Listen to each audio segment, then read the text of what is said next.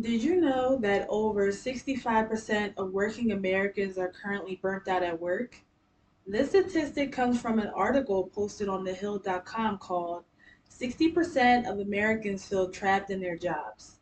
It also mentions how this number has doubled from last year's 33%, and it is expected to keep rising if nothing changes. The main contributing factors to burnout are a lack of work life balance, excessive workloads, and high levels of stress. Lawmakers and politicians are trying to come up with a solution to the increase in burnout. An idea that has been mentioned is updating the Fair Labor Standards Act. This idea was first proposed by a politician named Mark Takano back in 2021. He proposed to reduce the standard work week from 40 to 32 hours, officially establishing this change in the Fair Labor Standards Act. So, should Congress amend the Fair Labor Standards Act to pay overtime to those working over 32 hours? Yes, they should.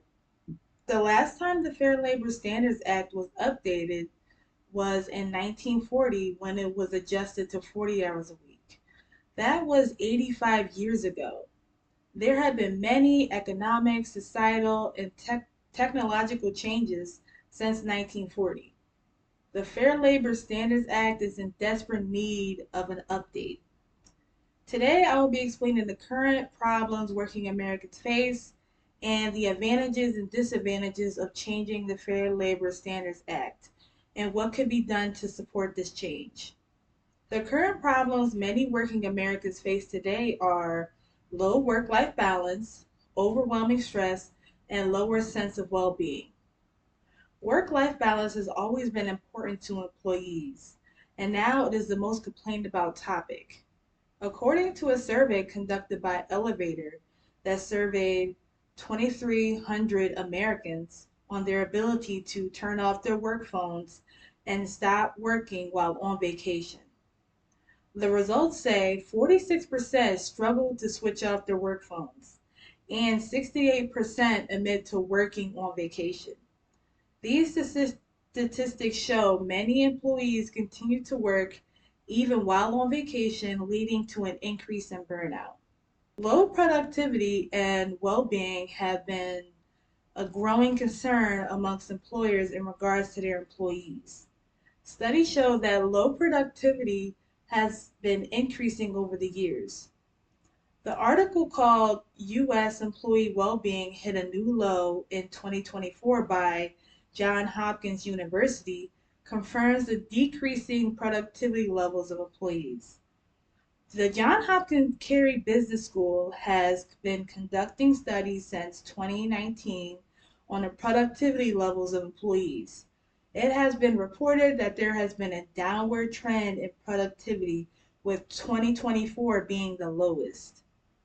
The article further explains the lower scores represent a reduction in employee flexibility for either flexible hours or remote work. These studies and articles show this is a nationwide issue that Congress must step in to fix.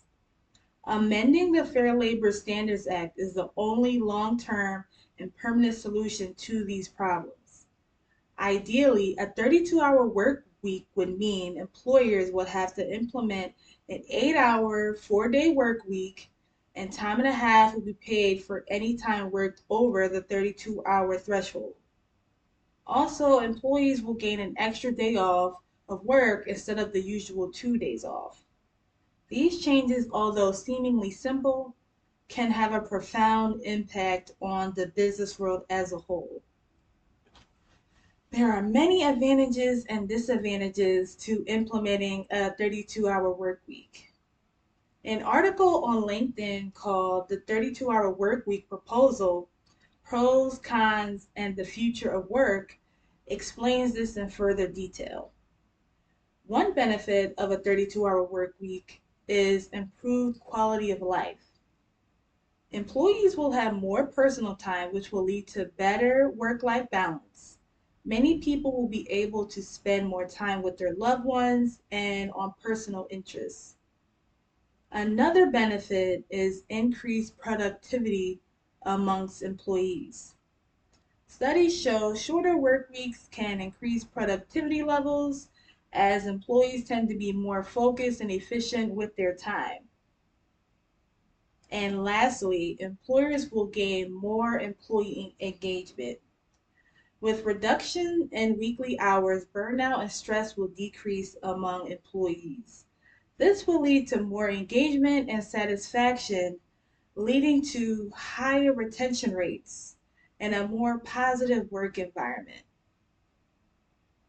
There are some disadvantages to this proposal.